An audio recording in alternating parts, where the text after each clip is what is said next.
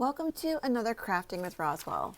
This week's video is going to mainly be a kit unveiling and not a tutorial of the step-by-steps to make either a rose or a tulip, only because I found two amazing videos that already do a great job detailing step-by-step how you would make either.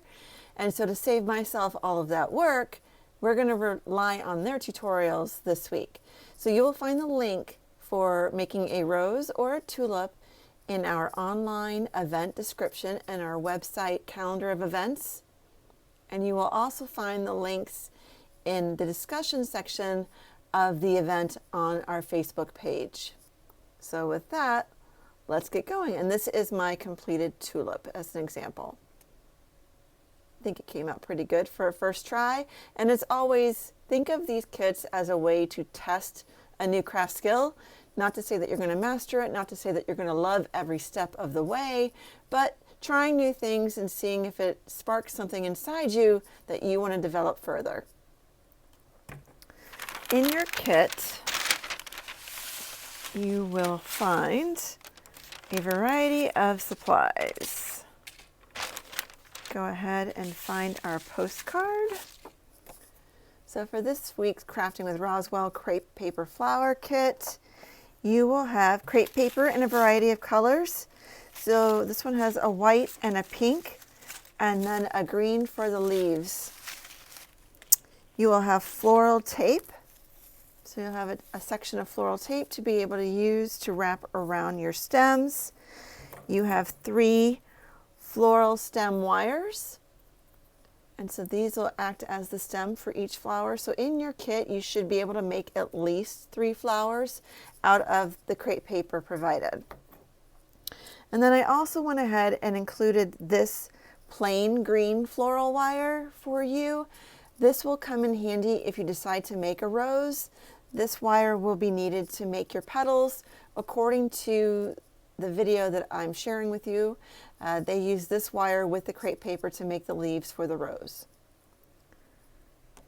And then to save some steps and frustration, I have gone ahead and taken the measurements that are provided in each video and turned them into a template sheet for you. So both videos rely on a metric form of measurement, and so to convert them into inches, I didn't want to make any of you have to do that work. So here I have all of the templates that you will need to make the rose and to make the tulip already prepped. So all you have to do is cut these out, and then when you're cutting out your crepe paper, use these as your guide for the different shapes that you'll need to follow along with each video. And so not in your kit, you will need a craft glue. So in last night's live creation of the tulip, I used like a tacky glue. You can also use a glue stick if you like the way a glue stick works. Elmer's glue and a pinch I'm sure would also work. And for some steps you're going to want hot glue to help secure your flower to the stem and in different parts. Pencil if you'd like to trace your templates onto your crepe paper.